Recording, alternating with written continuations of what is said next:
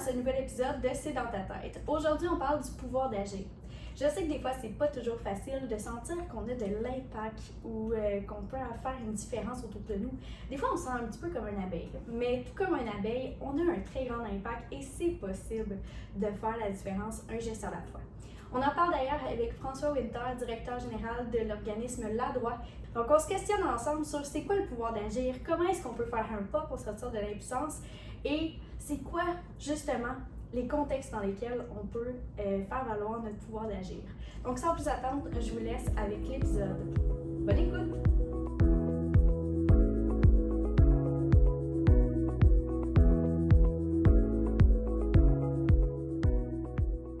Merci François d'avoir accepté l'invitation du balado, d'être là avec nous aujourd'hui, de t'être déplacé dans nos bureaux. Bien, merci de l'invitation. Ben écoute, moi je trouvais ça intéressant de t'avoir, surtout par rapport au pouvoir d'agir avec ce que tu fais aux côtés de La Droit. Avant de commencer avec le pouvoir d'agir, j'aimerais ça un peu pour les gens qui ne te connaissent pas, que tu expliques t'es qui, qu'est-ce que tu fais, c'est quoi La Droit? Ben, moi, je suis François Winter, je suis directeur de l'organisme La Droit de Chaudière-Appalaches. La Droit, c'est le groupe régional de promotion et de défense des droits en santé mentale. Donc, notre mission, c'est d'aider les personnes qui vivent et qui ont vécu avec un problème de santé mentale à défendre leurs droits au plan individuel et collectif. Au plan individuel, on aide les gens s'ils rencontrent des difficultés par rapport au respect de leurs droits, que ce soit avec les services en santé mentale. On travaille beaucoup dans ce qu'on appelle les mesures d'exception, les gens qui sont hospitalisés contre leur volonté, les personnes qui ont vécu des mesures de contrôle, les gens qui sont insatisfaits des services qu'ils ont reçus de façon générale en santé mentale, qui veulent faire reconnaître leurs droits. Ça peut être par le processus de plainte, mais ce n'est pas toujours le cas. Okay. Donc, ça peut être selon la demande, le besoin, et puis ce que la personne va nous demander. Donc, ça, c'est sur l'aspect individuel. Donc, nous, on va informer, on va aider, orienter, accompagner, mais on ne représente pas la personne. Donc, on l'aide, on l'accompagne dans la défense de ses droits. C'est pour ça qu'on n'est pas des juristes, on est des intervenants, là, des conseillères en défense des droits. On va aider la personne à développer, à s'approprier le pouvoir sur sa vie. Donc, tu parlais de pouvoir d'agir, ouais. ben, c'est un bon exemple. Ça, c'est pour l'aspect individuel. Okay. Au plan collectif, l'organisme fait des outils d'information sur les droits, fait des formations, des sessions d'information pour donner de l'information aux personnes sur leurs droits, leurs recours, aussi des astuces, des trucs. Hein? L'astuce, c'est un thème populaire, hein? Mais donc des outils, bref, pour justement s'approprier leur pouvoir sur leur vie, parce que pour beaucoup de gens qui vivent avec un problème de santé mentale, il y a des gens qui ont, à toute fin pratique, jamais eu de pouvoir sur leurs conditions ou très peu sur leurs conditions de vie. D'autres ils l'ont eu, ils l'ont perdu, tout ça. Donc, dans cette optique-là, l'aspect de l'information sur les droits, c'est quelque chose qui est très important. Aussi, un autre élément, l'organisme prend position. Ça, c'est plus ma part à moi dans le travail visible, je dirais, de l'organisme. Là. Donc, sur les enjeux qui peuvent concerner les droits des personnes. Ça peut être une politique d'un établissement, une loi, un règlement. Donc, tout élément, tout enjeu en lien avec le respect des droits en santé mentale, l'organisme va se positionner. Ça peut être de différentes façons. Que ce soit sur les instances de concertation, en diffusant des positions publiques. Donc, on a des outils aussi de diffusion. On prend position aussi avec notre association provinciale qui nous représente auprès du gouvernement, parce que c'est souvent des lois provinciales. Ouais, donc, ouais. Puis aussi, historiquement, La Droit, on a toujours géré un projet. Auparavant, on l'avait géré dans les anciens plans d'action. Ça s'appelait cadre de partenariat pour les rencontres régionales de personnes utilisatrices. Puis maintenant, on a ça a pris un nouveau nom avec le plan d'action, du financement. On parlait du pouvoir d'agir, Ouais. donc ça s'appelle représentation. Donc, Ouais. c'est une façon de favoriser le pouvoir d'agir des personnes par la prise de position, qu'elles s'expriment elles-mêmes, parce que quand on parle de santé mentale, souvent plein de gens, qui ont plein de bonne volonté, s'expriment pour les personnes sur les besoins qu'ils constatent, tout ça, mais les personnes directement concernées elles, on les entend peu, voire pas du tout, bien souvent. Et puis, c'est important. Ou encore, parfois, un enjeu qui va être rencontré, c'est que le vécu des individus peut être instrumentalisé aussi. C'est-à-dire, parfois, il y avait des usagers partenaires à certains moments, puis bon, toutes des bonnes personnes, mais les gens arrivent avec leur vécu individuel qui est très valable pour elles-mêmes, mais la parole collective, donc ça, c'est un aspect pour lequel on a une certaine expertise à la droite, de développer, de favoriser, mobiliser cette parole-là. Et puis, on organise justement là, des rencontres régionales où il y a des délégués régionaux qui sont élus pour porter la parole des personnes auprès des instances de concertation. Donc ça, c'est quelque chose qu'on a eu du financement pour le faire là, avec le dernier plan d'action santé mentale. Là. Et puis, voilà. C'est quand même assez large, mais justement, ce que j'aime, c'est que tu as parlé de déjà tout plein de trucs et astuces pour le pouvoir d'agir. Hein, ben oui. C'est parfait. Écoute, c'est vraiment parfait. Mais avant toute chose, je me dis, bon, mettons, moi, je veux faire un premier pas pour partir de l'impuissance. Je sais pas par où commencer. J'entends parler du pouvoir d'agir. Ça mange quoi en hiver? C'est quoi, en fait, quand on parle de pouvoir d'agir? Qu'on ait ou non un diagnostic de santé mentale, ça fait référence à quoi? Bien, le pouvoir d'agir, en fait, c'est un terme qui est un peu un dérivé, finalement, hein, de l'appropriation du pouvoir, qui est plus qu'une philosophie. C'est souvent une personne qui vit justement avec une problématique de santé mentale. Puis tu l'as bien nommé, diagnostic ou non. Nous, de toute façon, on ne travaille pas en fonction de ça, parce qu'on considère qu'il y a beaucoup justement de stigmatisation dans la société. Donc, dans cette optique-là, ben, la personne qui vient chez nous, ben, c'est assez clairement indiqué défense des droits en santé mentale. Donc, la personne sait très bien où elle va. Donc, dans cette optique-là, nous, on va travailler avec une optique d'aider justement cette personne-là à défendre ses droits. Et puis, ça peut être autant quelqu'un qui a une bonne scolarité que quelqu'un qui a plus de difficultés avec la littératie, qu'elle soit numérique ou de tout acabit, là, finalement. Donc, pour développer le pouvoir d'agir, pour quelqu'un, c'est un concept, mettons, un citoyen lambda, ça va être un concept qui va être très abstrait, c'est normal, c'est dans les plans d'action gouvernementaux, mais ça fait référence à une philosophie d'intervention, puis c'est aussi d'aider à la personne à utiliser ses forces. Dans le fond, c'est très positif.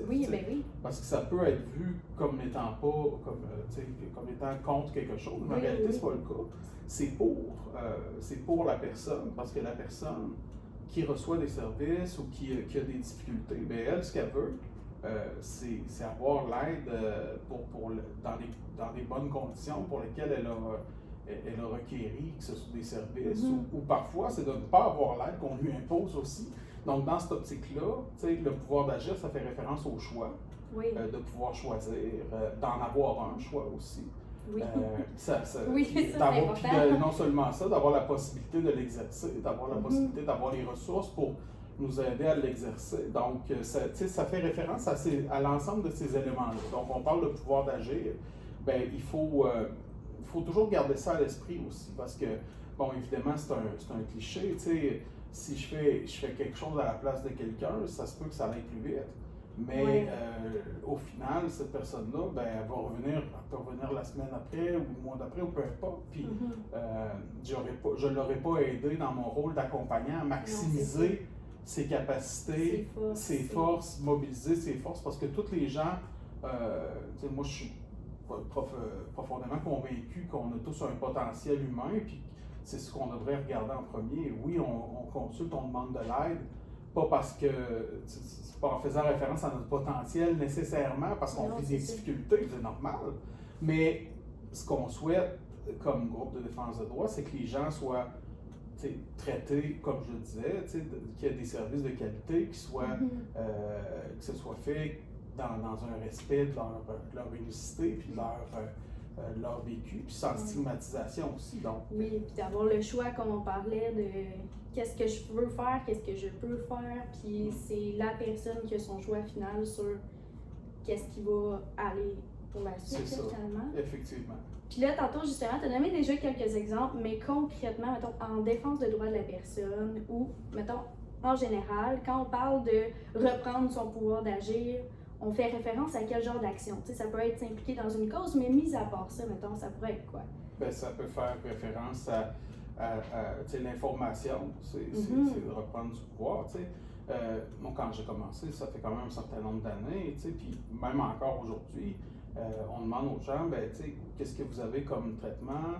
On dit, bon, j'ai des médicaments. Des fois, les gens, bon, ils ont le nom de leur médicament dans un petit pile, tout ça. Puis parfois, on leur a expliqué, mais ils n'étaient pas dans des dispositions pour bien le retenir aussi. Mais des fois, c'est moins bien expliqué aussi. Des fois, c'est moins bien expliqué, ça arrive régulièrement. Puis aussi, ben, si quelqu'un me dit j'ai une pilule rose, une pilule bleue, puis une pilule jaune, ben, tu sais, est-ce que je suis bien informé? Je sais assurément quelles couleurs sont les pilules, mais ça, est-ce qu'à ce moment-là, je peux réfléchir sur, OK, ben ça, pourquoi on me prescrit ça? C'est quoi les effets de ça? Est-ce qu'il y a des contre-indications, etc., etc. Puis après ça, faire une démarche consciente. Ça peut être de choisir de continuer de prendre cette médication-là. Moi, je ne suis pas qualifié pour dire à quelqu'un, prends ou prends pas cette médication-là. Par contre, je suis qualifié pour lui dire, ben, tu as le droit d'être informé. Puis, en fait, de l'ensemble des choses. Puis après ça, de prendre la décision en toute connaissance de cause. Ben, le pouvoir, la base du pouvoir, elle vient entre autres de là. À l'époque, notre mouvement, le mouvement de défense de droit, avait créé ce qu'on appelle un livre dans les années 90 qui s'appelait le Guide critique des médicaments de l'âme. Ben, à l'époque, l'information sur la médication, il n'y en avait pas. Là.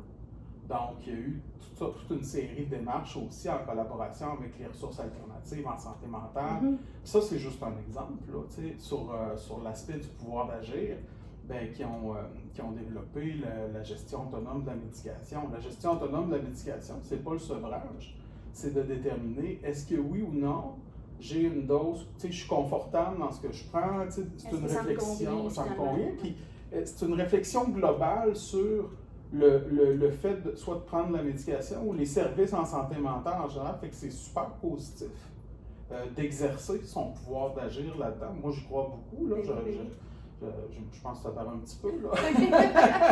Oui, mais ça fait, mais c'est tellement important en plus. On commence une nouvelle médication, peu importe, c'est le fun de OK, voici ce qui s'en vient, puis il y a certaines situations dans lesquelles aussi on a le choix. Là. On peut dire oui, on peut dire non, là, tu sais, souvent. Sauf exception. Sauf exception, effectivement, là, pour ça que je dis souvent, c'est pas. C'est ça. C'est pas coulé dans le béton. Sauf qu'il y a une ordonnance de traitement. Exact. Mais tu sais, il y a des situations dans lesquelles, justement, on a une recommandation, mais là, on peut voir où est-ce qu'on se situe là-dedans, puis c'est correct de demander plus de questions, là, justement. Là. Ça, c'est un exemple par rapport au droit, le droit à l'information, comment on peut l'exercer, puis aussi à partir de ce moment-là, ben, la personne, elle peut, à partir du moment où elle est informée, ben, elle peut s'exprimer, elle peut échanger avec son médecin, ben, OK, ben, est-ce qu'il y a une autre sorte de médicament qui pourrait me convenir, tout ça. Là, je ne suis pas en train de dire, que parce que je suis pas en train de dire qu'il ne faut pas que les gens prennent ou prennent pas leurs médicaments, là, mais quand même l'information, c'est en lien avec justement le fameux pouvoir d'agir, de dire, ben, OK, je peux décider justement, puis après ça, ben, c'est un choix conscient, puis c'est plus assumé, puis les gens sont plus en paix avec ça. Oui. Puis outre ça, par exemple, on peut faire, à part l'information, on peut faire quoi pour dire, OK, je reprends un certain pouvoir sur ma vie? Ben, on peut faire tellement de choses, en fait. Il y en a beaucoup. C'est ça, il y a beaucoup de choses qu'on peut faire. Nous, c'est sûr qu'on travaille en défense de droit. Donc, les gens qui viennent chez nous en général, quand ils appellent à la droite, c'est pas pour dire ben, bonjour, j'ai des bons médicaments, mon médecin me donne des bons services, mon intervenant est gentil, bonne journée. En général, c'est plutôt bon, j'ai telle et telle difficulté, puis c'est correct parce que c'est le début, tu vois, de demander de l'aide pour ça, d'assumer ou de dire hey, j'ai vécu ça, c'est pas correct ou je me questionne. Ben, c'est une première étape de la démarche.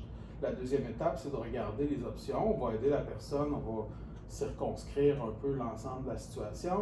Avec elle, on va regarder, bon, tu sais, il y a tel et tel élément qui peuvent être faits. Donc, ça peut être une démarche tout dépendant de la situation, parce qu'on va intervenir, oui, sur les services en santé mentale, mais d'autres aspects aussi de la vie de la personne. Ça peut être les assurances, les problèmes avec la justice, la DPJ, etc. Donc, tu sais, ça couvre large ce qu'on fait à la droite.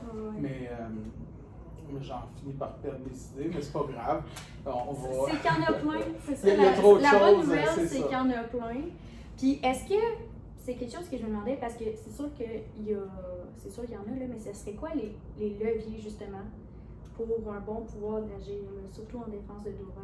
Bien, les gens, tu sais, souvent, on se dit comme individu, comme groupe, tu sais, on a plus de pouvoir qu'on peut le passer sur notre situation, mais il faut tu sais, ça prend de la détermination.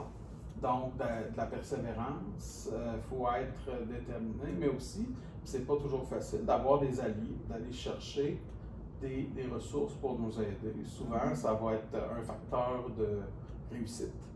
Donc, pour développer son pouvoir d'agir, tu sais, d'être capable d'identifier, OK, mais tu sais, moi, tu sais, s'il faut rédiger une lettre, par exemple, pour faire une contestation d'une décision d'une institution X. Oui, une lettre d'opinion, plus une lettre pour contester. Ben, est-ce que j'ai cette force-là pour rédiger? Si oui ou non, ben, je vais aller me chercher des ressources pour m'aider. Puis de ne pas avoir peur, justement, d'aller chercher ces ressources-là. Si j'ai à avoir une rencontre avec une instance X, puis ben, ça va m'amener du stress, de l'anxiété, puis quiconque a déjà passé en cours va savoir de quoi je parle. Là. Donc, ça peut être extrêmement anxiogène, même quand ça nous concerne personnellement, même si on a une santé mentale. Même si on a une bonne santé mentale, ça reste stressant.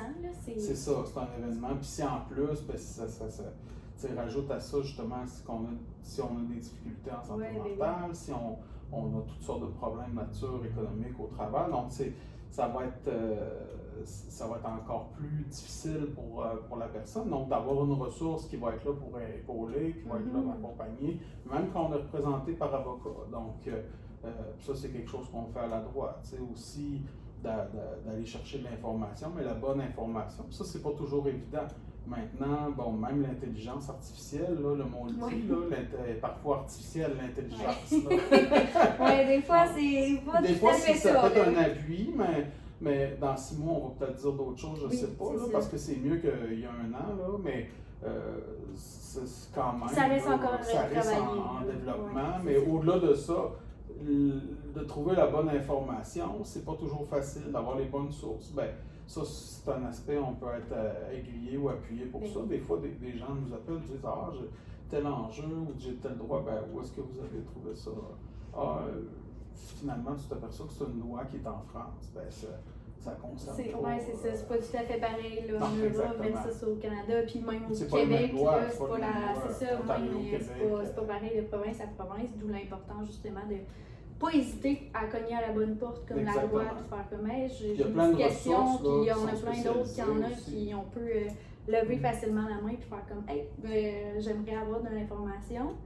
Puis, tu sais, on vit dans des systèmes, c'est-à-dire que le système de l'éducation, de santé, par exemple, du côté des systèmes, plus collectivement parlant, qu'est-ce qu'on peut faire ou qu'est-ce qu'ils pourraient faire ces systèmes-là à l'intérieur de ces systèmes? Qu'est-ce qu'on pourrait faire pour favoriser le pouvoir d'agir des gens? De les écouter. Oui, ouais. Les écouter, leur faire une place, tu sais, justement, dans les instances de concertation, on parlait de représentation tantôt, ben, de permettre qu'il y ait justement que les personnes puissent se faire entendre, se faire écouter, puis qu'on considère aussi ce qu'ils disent, pas comme ah ben oui, tu sais, on coche une case dans un plan d'action, on a un usager autour de la table en bon français, mais plus de. C'est fait. C'est problème réglé. C'est ça, mais plutôt de dire, ben ok, la personne elle amène son vécu, ou elle amène le vécu ou elle amène le vécu de ses pairs.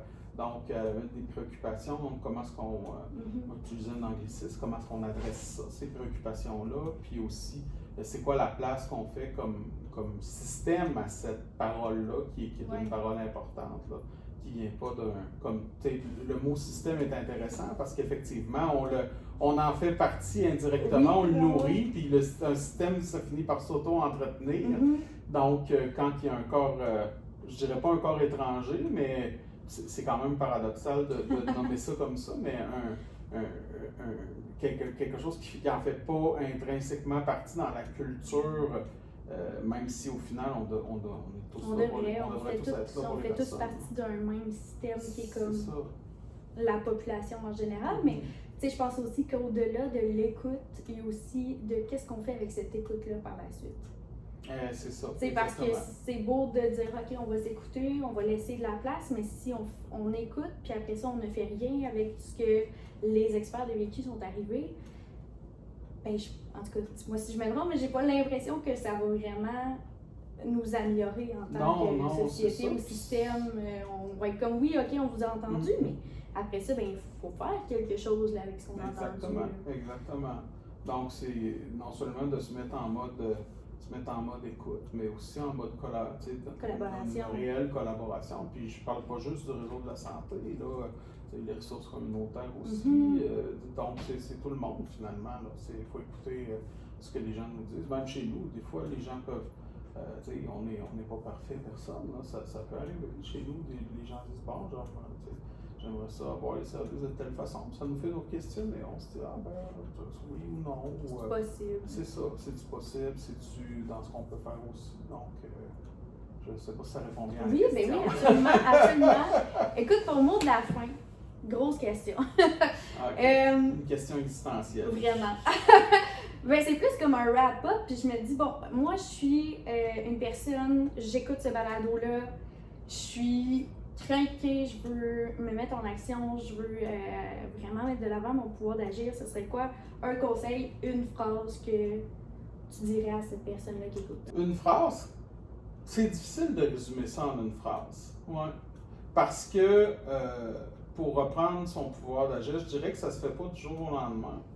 Non, Puis en plus de ça, c'est un travail qui est constant. C'est ça que j'ai envie de dire. En lien avec tout ce dont on a parlé précédemment. Donc, faut jamais oublier qu'on a plus de pouvoir sur notre vie, sur la situation, qu'on peut bien le penser. Puis même si c'est pas linéaire, ben, moi j'essaie de cultiver l'espoir au travers de ce qu'on fait en défense de droit, même si c'est un travail où est-ce qu'on travaille avec les difficultés que les gens rencontrent, mais il y a toujours de l'espoir puis d'être persévérant là-dedans. Je pense que si j'avais résumé ça en une seule phrase, qui en fait au moins 10, mais ça serait ça. C'est parfait. Écoute, ben merci beaucoup François. Ben, merci à toi, Myriam.